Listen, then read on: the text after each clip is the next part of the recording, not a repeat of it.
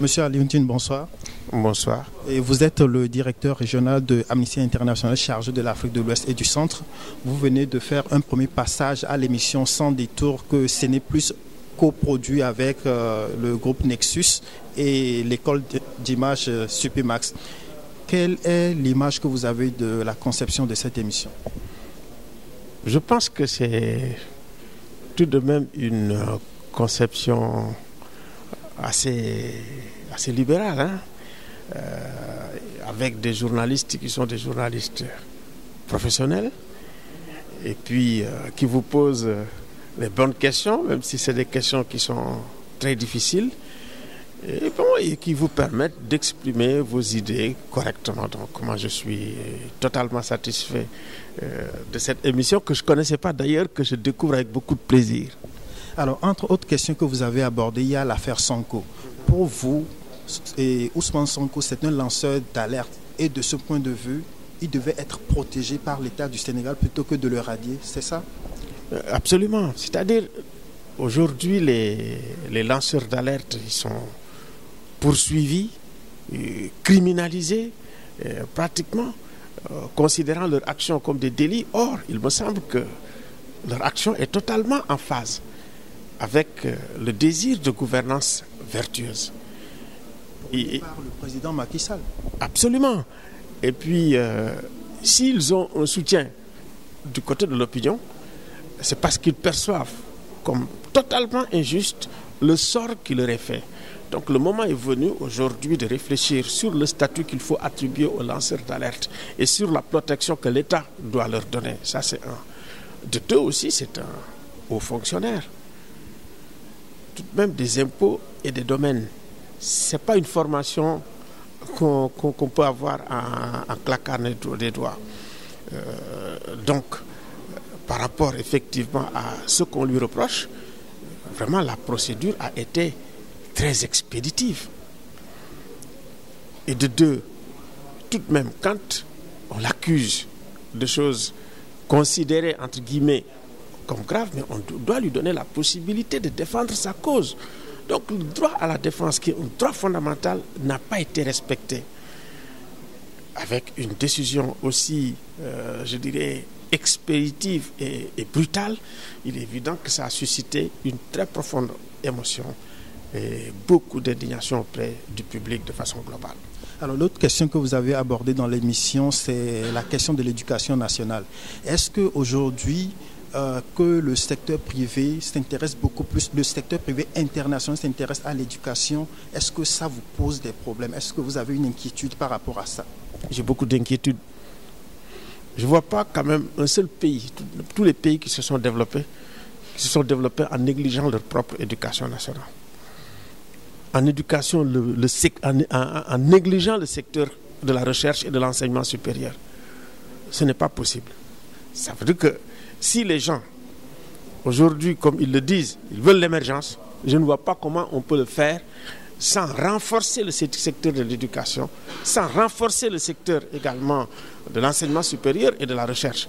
Je pense que les problèmes des mines, des ressources minières, des ressources naturelles que les pays ont en Afrique de façon globale, s'ils n'ont pas la possibilité de les transformer, s'ils n'ont pas la possibilité et les technologies nécessaires de le faire chez eux, mais il est évident que, comme toujours, on va l'avoir, ça nous amène des problèmes.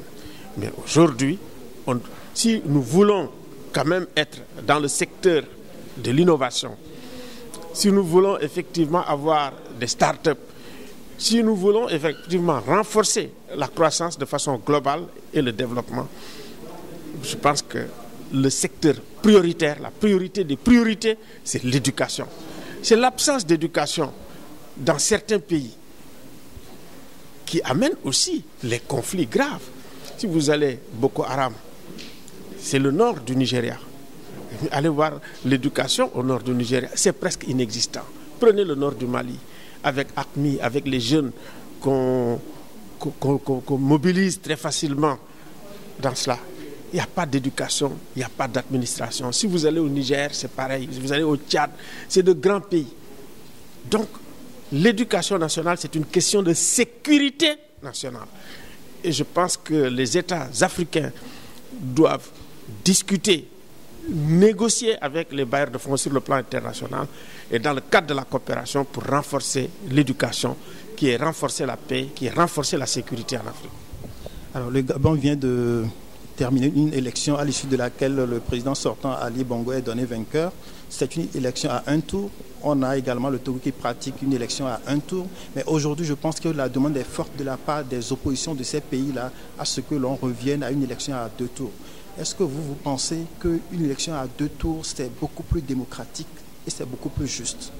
Mais il est évident qu'une élection à 2 tours est beaucoup plus démocratique et beaucoup plus juste.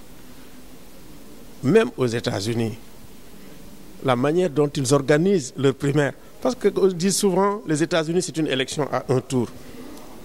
Mais les États-Unis, la primaire, où il faut vraiment faire le choix, mais c'est un exercice extrêmement difficile, où on élimine des gens avant le 2e tour, qui est également extrêmement difficile.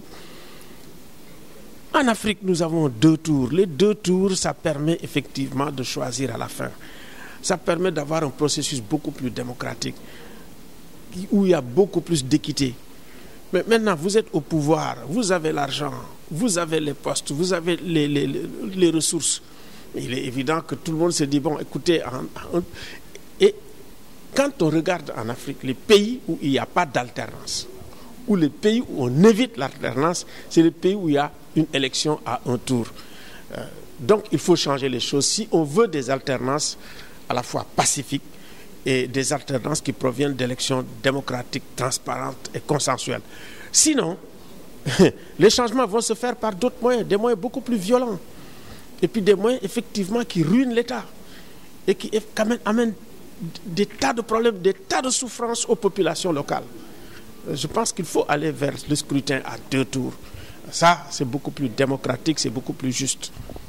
Il y a un débat qui agite l'espace public sénégalais en ce moment, c'est la double nationalité.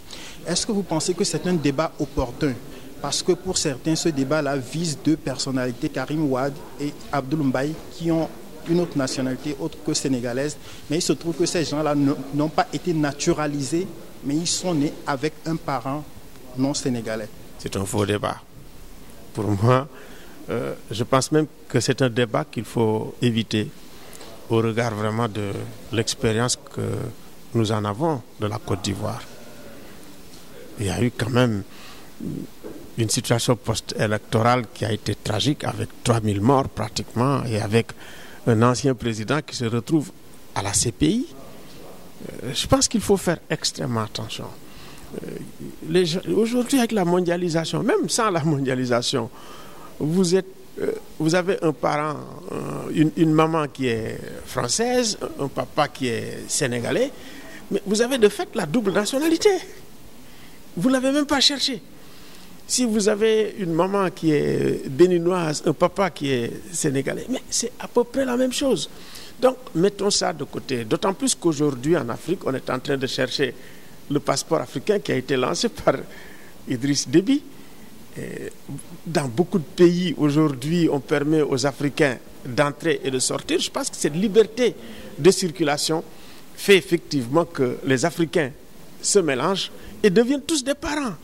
Et tant mieux. Donc, vraiment, ce que nous avons dans la Constitution suffit largement. On n'a pas besoin vraiment de débat. Surtout créer la double nationalité pour exclure des gens du champ politique ou électoral. Je pense que ça va nous amener que des complications. Merci Aliounté. Aujourd'hui, sans de tout, vous êtes passé d'éditorialiste à présentatrice. Comment ça s'est passé l'exercice pour vous? Eh bien, j'allais dire, c'est presque un rite de passage. Pour être très franche, c'est un exercice qui est très différent en ce sens qu'il faut, c'est très technique, il faut s'assurer que le débat se déroule, que l'information sorte, que la parole soit distribuée. Donc c'est un rôle qui est assez technique. Et quelquefois, on aimerait être à la place des éditorialistes parce que voilà, ça permet de poser ses propres questions, de débattre et de challenger des invités comme Alioune Tine qui ont énormément de choses à dire et qui sont des clients particuliers parce qu'ils sont redoutables en ce sens que vous leur posez une question, ils ont l'air d'y répondre au départ, mais très rapidement vous vous rendez compte qu'ils ont répondu en petite partie à votre question et en grande partie à ce qu'eux avaient prévu de dire. Ils sont très bons. Alors c'est toujours très intéressant. Mais en tant qu'éditorialiste, là, c'est beaucoup plus facile d'aller les challenger.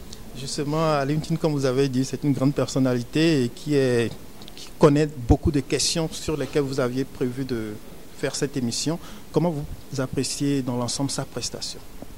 Très intéressante comme toujours. Alioune Tine est une mine d'informations, d'expériences, d'analyse. On peut être d'accord ou pas avec lui, mais sa perspective est toujours très enrichissante et toujours source de débats contradictoires.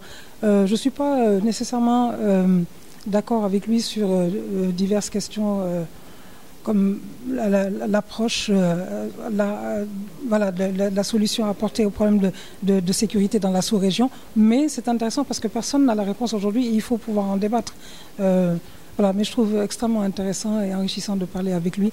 Et j'aurais aimé pouvoir approfondir avec lui la question de, aujourd'hui, quelles sont les priorités au Sénégal et dans la sous-région, sur le continent? Est-ce que ce sont les droits politiques, civiques ou est-ce que ce sont les droits socio-économiques? Alors évidemment c'est une question qui à la limite ne devrait jamais être tranchée, mais dans la vie il faut établir des priorités.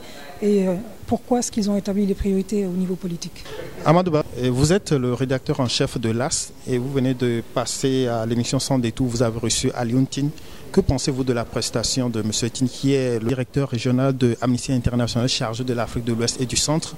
Vous savez, Alioune Tine, c'est un héros, comme on dit, de la défense des droits humains en Afrique et un peu partout dans le monde. Donc évidemment, quand on a quelqu'un comme ça, qui plus est, qui fut mon professeur à l'université Cheikh Anta Diop, c'est avec effectivement plaisir. C'est un immense plaisir, effectivement, que je me mets en face de lui pour participer à ce débat-là. Et je trouve qu'il a été à la hauteur, naturellement. Je m'y attendais. Je ne suis pas non plus surpris qu'il soit à la hauteur. Il a répondu aux questions. Je regrette simplement qu'on a trop embrassé. J'ai l'impression qu'on aurait pu se focaliser sur 2 ou 3 questions pour véritablement aller jusqu'au fond, en profondeur, parce qu'il y a eu beaucoup de choses qui n'ont pas été explicitées. À mon avis, je pense que c'était...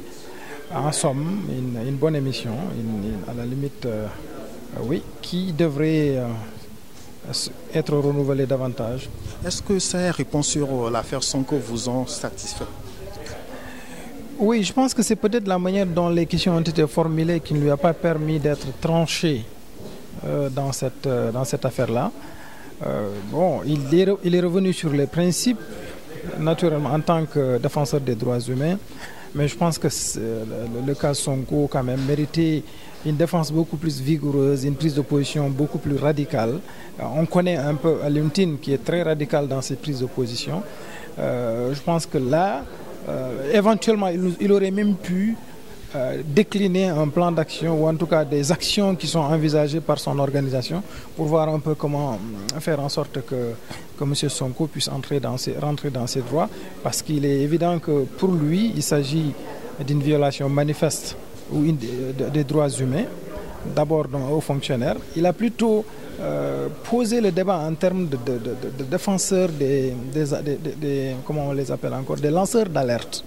Je ne le pense pas ainsi. Je pense qu'il faut d'abord prendre le cas tel quel, le cas d'un Sénégalais, d'un jeune Sénégalais qui a cru en l'école sénégalaise, à l'éducation sénégalaise, qui a été formé à bonne école et qui a servi le Sénégal pendant 15 ans, qui aujourd'hui vient d'être radié simplement pour avoir eu une opinion que je ne considère pas comme une obligation de réserve, parce que je n'ai pas vu encore de secret d'État qu'il a divulgué. Il a simplement sorti des informations publiques que peut-être seuls les initiés pouvaient comprendre. Mais je pense que c'est un procès qu'on lui a fait, lui, Ousmane Sonko. Et je pense que ce n'est pas à l'honneur de la démocratie sénégalaise. Je pense que comme il l'a théorisé, lui, Alioune Tine, on a l'impression que le pouvoir actuel est en train de préparer un coup KO. Aujourd'hui, toutes les personnes qui peuvent être des empêcheurs de tourner en rond, effectivement peuvent en être victimes. Ça peut même être vous ou moi demain, mais que nous ne soyons pas surpris. Merci Amadouba. Merci.